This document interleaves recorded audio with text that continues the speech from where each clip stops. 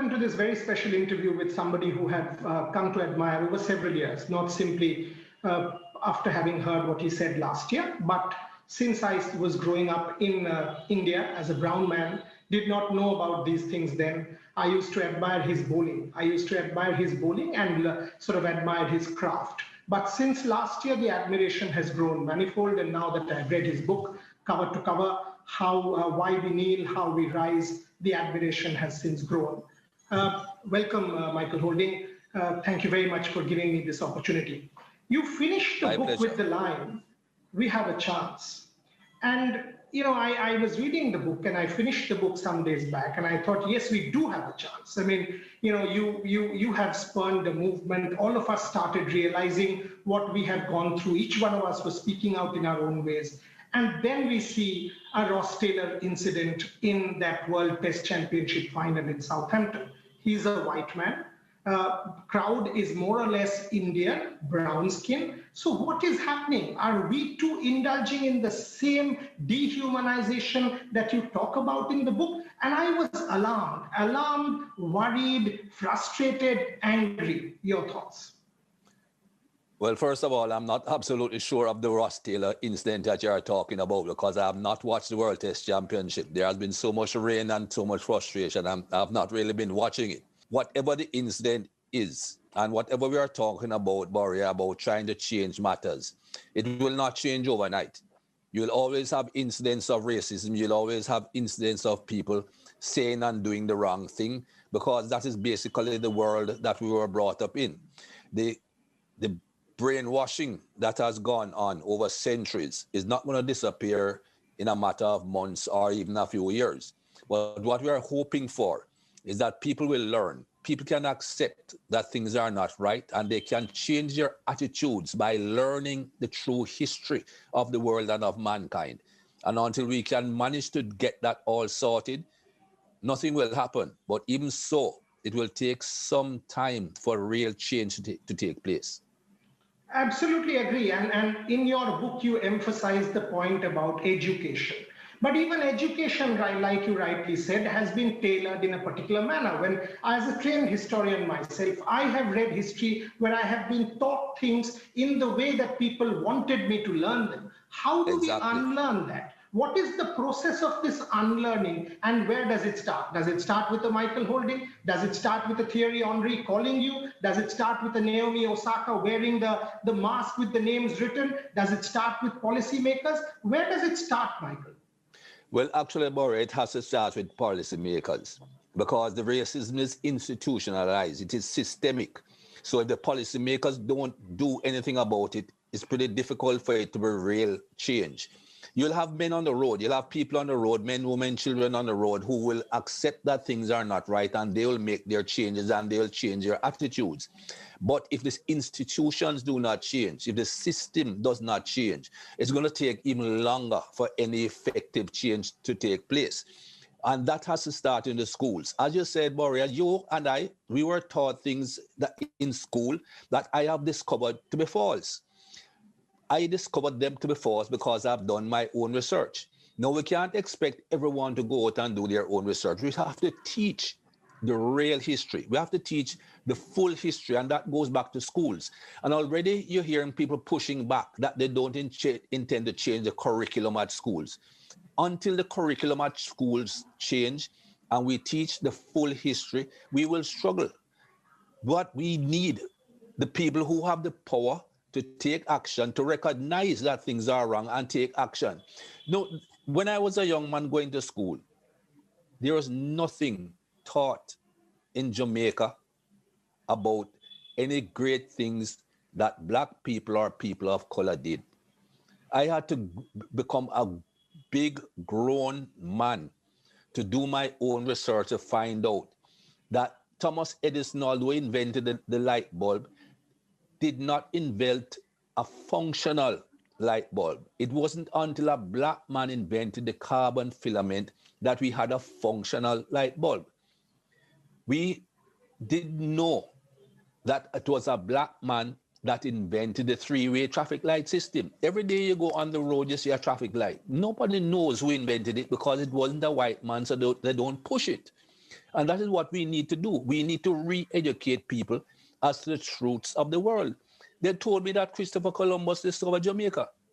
Jamaica had been in existence and people had been living there for years and years and hundreds and thousands of years. So how come can you discover something? What he did was make Europe aware of Jamaica. But the And arrogance of the like, European, yeah. because they did not know about it, it doesn't exist. Well, all that rubbish has to change. What is education? Is education what we read, or is education what this human race is all about? That is what needs to change. And can you tell me what, according to you, sport can do in this? Because you are a sports person, you have the power to change the world in a particular manner. Tell me what your thoughts are on how sport can play a role. Well, not just sport, Boria. Anyone that has a platform can help to put pressure on the people who make policy. If they keep on speaking out, if they keep on putting pressure on policymakers, at some point, because the policymakers are put there by us, the people who do the voting, we put them there. None of them are self-elected. We put them there. And if we speak up enough and we put enough pressure on them, they will eventually come around and do the right thing. So it's not just sports people. Sports people have a platform, yes, because we are well revered all over the world. You know, people in India, Pakistan, South Africa know of me because I played for the West Indies. So we have some sort of a platform, but there are others, and everyone needs to get on board. Everyone needs to get on board and put pressure on these policymakers. Because as you talk about what is taught and what is learned, people at school, I go back to schools. Kids at school learn what you teach them at school. They will believe what teachers tell them. They will believe what seniors and elders tell them. And if we tell them and teach them the wrong thing, they will grow up in a society believing the wrong thing. And that is what has happened with racism. The white race has been taught and told and inculcated with this false narrative that they are superior to black and people and brown people. And until that narrative is squashed, and until we can get people to recognize the fact that we are just all human beings, we will struggle as far as racism and equality is concerned. And that has to start in the schools. So I get that point, Michael, but my point is, while this is long term, if I can come back to cricket again, in the short term, when I see an incident like a Mohammad Siraj, when I see an incident like a Ross Taylor, I get angry because in our own little sphere, the microsphere of sport, there is no institutional mechanism to punish the perpetrators of racial abuse. They get free, they are thrown out of the stadium, end of story. They will brag, oh, you know what, I've abused Michael Holding. That is my deed of the day. And that's how these guys are. And neither the ICC nor the individual boards, there is no formal mechanism to protect us. Your thoughts on that? Yeah, well, if there's no formal mechanism, there needs to be one. This is a serious problem that we are having. But I have heard of an incident with Jafra Archer in New Zealand when he was racially abused at a cricket ground. And they basically just evicted that person. You are saying that there should be more than just an eviction. Well, that has to now go into law, because there are laws that dictate that certain things are crimes. There are, you know, some certain racial abuse is a crime and it can be punishable by law. If we can get there, that is fine. But Boria, what my argument is this: all these people that hurl abuse at cricket grounds, the people that play cricket, the people that administrate cricket, they all come from the society. If we can fix the society, the individual sports, whichever sport it is, cricket or otherwise, will also get fixed, because that is my situation. That is where I look. I am looking globally. I'm not looking at one little incident or one little sport. I want to see the world change. I want to see the societies change, so that we don't have the society that creates the sort of person that is going to go to a cricket ground and abuse someone, or who is playing a sport and abuses someone racially. That is what I'm hoping for. Fix the society, we fix all sports. And that's what you write in your book. I mean, I'm glad what you said, because it came, almost like a spontaneous thing that particular morning in England. Thierry Henry calls you. You start speaking to multiple people, achievers each day in their own right, whether it's Usain, whether it's Michael Johnson. I've also had a chance to interact with Michael Johnson on the same India Today platform. And the point is, each of you are being taken seriously for the fact that you are actually saying, what you are telling me is you are able to do so because you are Michael Holding, because you are Usain Bolt, because you are Naomi Osaka. What about the common man? The common man, for that educator to learn, has to know from a Michael Holt. It's a systemic problem, which you rightly said is very deep. While I read the book, I feel inspired, I feel disturbed, I feel angry when I read about the lynchings. At the same time, if I'm a normal man, I'm not Michael Golding, I feel powerless. What is your suggestion to me? What should I do? How can I contribute? You are not powerless. You have a vote. You and your friends and the entire country, you have a vote.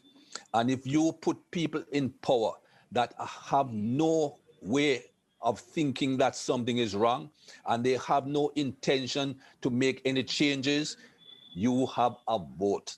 It's as simple as that. The normal man has more power because there are more normal people who vote than Michael Johnson's or Usain Bolt's or Michael Holding. I have one vote. But all the normal people add up to a lot.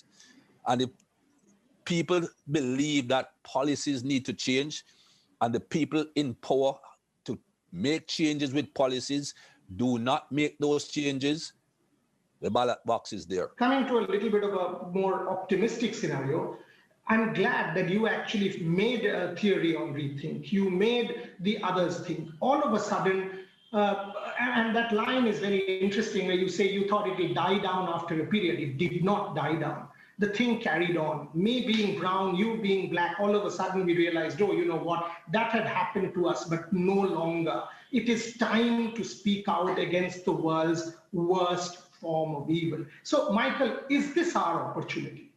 Has this world finally given us an opportunity? I think so. And I think people are listening and people are hearing, not just listening, people are hearing. If you look around the world, Barry, I am very pleased with some of the changes that I have seen, some of the actions that I have seen.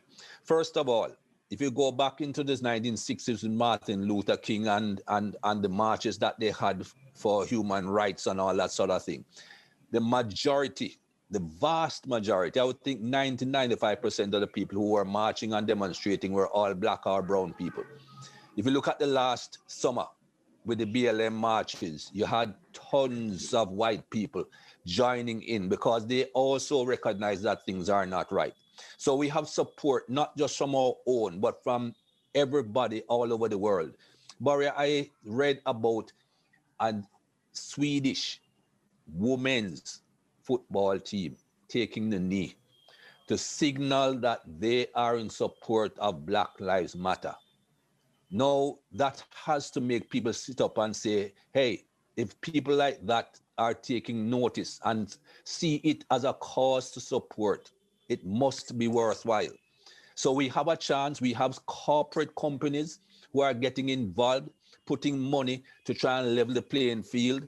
We have a host of different organizations who have said, this is wrong. We are going to try and open up and look at give more and more people of black and brown opportunities. So we are moving. But as I said before, and I've said on so many occasions, it is not going to happen overnight. We cannot get a level playing field overnight, but it's a process. And hopefully, now that that process has started, it will not turn back.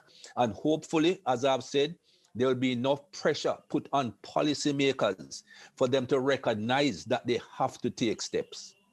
You know, the process started in a degree with Jesse Owens in 36 against Adolf Hitler. It continued with Jackie Robinson and the American Major League Baseball. It continued with Curtis Flood. It continued with people like you. It continued in the 1980s and now with Naomi Osaka. So we are still scared. I mean, deep down, there is a fear that will this opportunity get lost again? Will this world turn its back on us again? Will the indoctrination continue? And that's what brings me to the Olympic stage again. We have an Olympic Games. Why shouldn't we allow people to protest if they need be, to take the knee, to do what a John Carlos and a Tommy Smith did? Smith, yeah. Why can't we do that? Ultimately, it will be beamed to billions across the world as the most powerful message. Muhammad Ali in Atlanta is remembered. Michael Holding that morning is remembered. Why can't the IOC or the ICC or FIFA allow us to do so? Well, you'll have to ask them. They are independent organizations, and you'll have to ask them why they won't allow it. In my opinion, they should be willing, because all of these organizations talk about fair play. If you talk about and want fair play, you should also want that in life, not just on the sporting field or in the sporting arena. So if you're a sporting organization and you highlight and keep on talking about fair play and justice, you should talk about fair play and justice in life as well. And they will try and tell you things like, oh, we don't want politics to be involved in our sport. Politics is always involved in sport. And I don't see this as a political matter. I see it as a humanitarian matter. And politics is involved in sport in so many ways. You talk about South Africa during apartheid, when the politicians decided that there would be no sporting contact. It wasn't the sporting people who decided that, it was the politicians. So don't tell me politics and sport don't get involved together. But I am talking about a humanitarian matter. Forget the politics. This is about human beings asking to let us breathe. Has it changed for Michael Holding since last year? Have you unburdened yourself? Do you feel to a degree you've been liberated in a manner that all of the guilt has come out, or the pent-up energy has come out? Has it changed anything for you? To a degree, yes. I'm glad that the book has come out as well as I think it has come out, because I've had so much positive feedback from the book. I was very nervous initially about the book, but I'm glad the way it has come out. I have relaxed a little bit in that regard, in that I no longer have this pent-up energy and this pent-up feeling inside of me. I can now freely tell people and let people know exactly how I feel. But my real pleasure and my real achievement, if there is one, will be if this book has a real positive impact and people read this book and get the real message and understanding and realize that things are wrong and things need to change and real change comes. That will be something that I'll be proud of if that happens. I am not worried and proud about saying it, because if you say it and nothing happens, it doesn't really mean a lot. I agree. And my apprehension about the book is, we all know that in our world, at least, few people read, very few people read. Having written books, both of us, we know that. But the power of the visual, when a Michael Holding stands in front of the world and takes a microphone and talks, that has power. And followed by the book is now going to get currency, is getting currency, because there is a backstory. The backstory is that morning in Southampton.